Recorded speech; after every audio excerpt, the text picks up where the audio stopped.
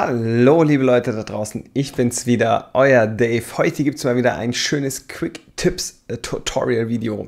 Schnell und knackig, so wie ich selber. Und zwar geht es heute darum, wie wir ganz schnell eure Airbrush-Nadeln wieder auf Hochglanz poliert bekommen. Auftragen, rechte Hand, polieren, linke Hand.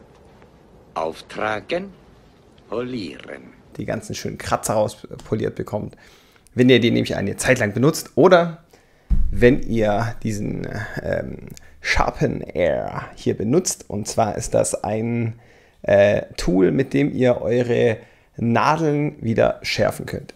Ihr könnt hier eure Nadeln wieder schärfen, eure Airbrush-Nadeln, egal welche Firma, welches Modell, ihr nehmt einfach eure Nadel hier und dann könnt ihr die ganz easy wieder mit dem Gerät hier schärfen, damit die wieder gerade sind, vor allem wenn ihr nur leicht andotzt.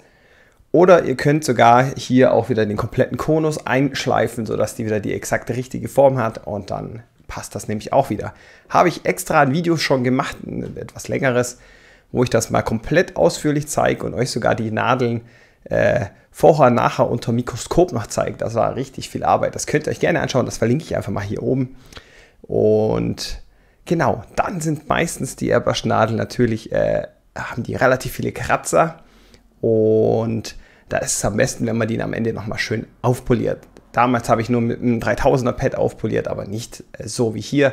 Das geht jetzt noch deutlich schneller, einfacher und besser. Also wie gesagt, wenn ihr auch Nadeln habt, die ihr schon länger im Gebrauch habt, die dann auch nicht mehr so ganz funktionieren oder sehr stark verkratzt sind, dann bleibt natürlich mehr Farbe hängen etc. Deswegen lohnt sich auch da einfach mal die zwischendrin aufzupolieren, damit die wieder sind wie neu. Und wie das Ganze funktioniert, zeige ich dir eben jetzt dann gleich in dem Video. Kurz noch, bevor wir dann gleich an den Maltisch flitzen, joint gerne der Discord-Community von mir. Mein Discord-Server ist am Laufen. Der liebe Chaos-Nips hat das ja ans Rollen gebracht. Das habe ich letztes Mal schon gesagt, aber ich sage es gerne wieder. Da sind wir meistens am Samstag von 19 bis 20 Uhr online und schnacken wie die Weiber.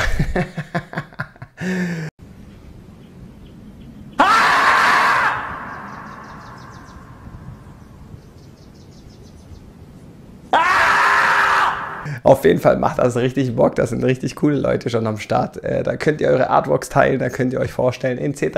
Also da sind gleichgesinnte Airbrusher wie du und ich.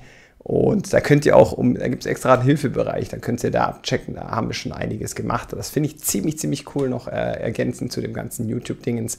Weil da kann man natürlich auch mit dem Gespräch und mit Mikrofon nochmal viel gezielter einem helfen oder ein bisschen einfach so quatschen. Also kommt da gerne rein, da steht die ganzen Links von Discord, steht auch in der Infobox. Und wie gesagt, wenn dir das Video hier nachher gefällt hier, und es sollte dir gefallen, und dann könnt ihr mich natürlich auch noch gerne unterstützen. Macht das gerne eben über die Affiliate-Links in der Infobox oder eben über PayPal. Ein nice to have, aber kein Muss. Wie gesagt, ihr kennt ja den ganzen Kladderadatsch. Und natürlich Daumen geben, den ganzen Käse da. Ihr wisst ja, ihr kennt das Spielchen ja schon. Die Leute, die hier dabei sind, ihr kennt es ja. Auf jeden Fall labern wir jetzt nicht wieder zu lange, sonst wird der Opener wieder länger als das Tutorial. Also wie gesagt, ich zeige euch jetzt hier, wie ihr blitzschnell eure Nadeln wieder auf Hochglanz bekommt und auf Vordermann und wie richtig schön wieder blitzeblank sind. Dann würde ich sagen, ab zum Maltisch. So, was brauchen wir für das Ganze? Wir brauchen natürlich ein Mikrofasertuch. Wir brauchen natürlich unsere beschädigte Nadel oder nicht polierte Nadel. Wir brauchen eine Metallpolitur, die verlinke ich natürlich in der Infobox. Die benutze ich immer. Ein Akkuschrauber oder ein Bohrer mit einem guten Bohrfutter.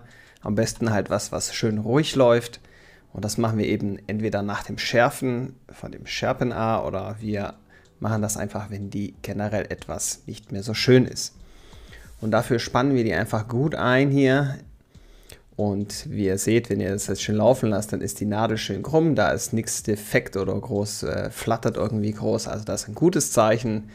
Passt auch ganz gut. Der Akkuschrauber ist da auch ganz okay. Und dann nehmen wir ein bisschen Politur auf unser Mikrofasertuch. Ich habe aus Versehen ein bisschen zu viel gegeben. Aber ihr wisst ja, mehr ist immer besser. Und deswegen machen wir das Ganze jetzt. Hierbei ganz wichtig zu beachten ist, immer von hinten nach vorne wegziehen.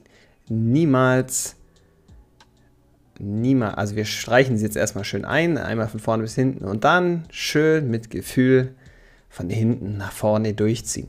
Niemals, wirklich niemals nach vorne und nach hinten wischen oder mit der Nadel nach vorne pieksen.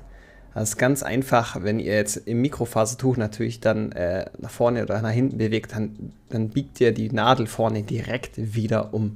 Die ist dann definitiv wieder krumm.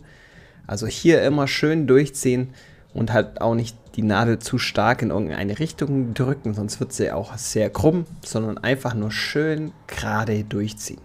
So ruhig und so schön wie möglich. Ihr könnt auch wie eben gerade nur die Spitze machen, aber auch das mit Gefühl.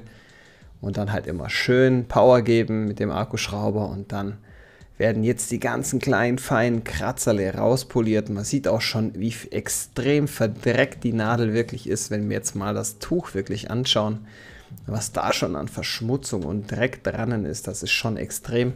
Und das hilft natürlich auch auf Dauer, dass eure Nadel einfach wieder weniger Farbe ansetzt, dass die nicht schneller verstopft, dass die einfach wieder viel besser funktioniert. Und da ist die natürlich hier wie frisch aus dem Werk. Die glänzt dann wie ein Affenarsch. So würde ich jetzt, so sagen wir das hier. Und genau, einfach immer wieder schön durchziehen. So lange, bis das Ergebnis bei euch passt. Also wie gesagt, die Spitze, wenn man die natürlich mit einem Sharpener nachher macht, die ist ein bisschen stärker verkratzt wie der Rest. Und dann passt es. Das hintere Stück kann man noch von Hand ein bisschen machen, aber das ist jetzt ja nicht so primär wichtig. Ganz hinten greift ja im Endeffekt nur die Airbrush hinten dran. Und dann schaut euch mal an, ich weiß nicht, ob ihr das jetzt erkennen könnt, aber die glänzt jetzt wieder wie nochmal was. Also die Nadel ist auch nicht krumm oder so, also wenn man das wirklich mit Gefühl macht und ihr könnt das am Ende natürlich am Akkuschrauber auch nochmal nachkontrollieren, indem ihr die einfach laufen lässt und schaut, ob die sich jetzt irgendwie von der ganzen Form irgendwie verzogen hat durch euer zu starkes Drücken oder so. Ist jetzt hier nicht der Fall, also wenn man das schön behutsam macht, dann ist das bombig und dann ist die besser wie neu. Dann ist die richtig klasse. Mit diesem Aufsatz hier könnt ihr übrigens noch, wollte ich euch auch noch schnell zeigen, könnt ihr eure Airbrush-Pistolen auch noch aufpolieren. Die sind ja alle schön verchromt, dreifach von Harder und Steenbeck. Und meine waren jetzt teilweise schon ziemlich verkratzt und durch ein falsches Reinigungsmittel dann auch ziemlich vergilbt. Und deswegen habe ich die einfach mal mit demselben Mittel hier aufpoliert. Und die glänzen auch wieder wie frisch aus der Verpackung. Und das ist doch mal eine geile Sache. So soll es doch am Ende sein. Schnell, unkompliziert und wie gesagt, wenn euch das Video gefällt, lasst mir gerne einen Daumen, ein Herzchen und einen Kommentar übrig und am besten noch ein Abo und dann bin ich da auch glücklich. Und in diesem Sinne wünsche ich euch noch viel Spaß beim Airbrushen. Checkt gerne mal die anderen Videos ab, die euch der liebe Algorithmus zuwirft. Ich habe ja einen Haufen Airbrush-Videos noch am Start, also viel Spaß dabei.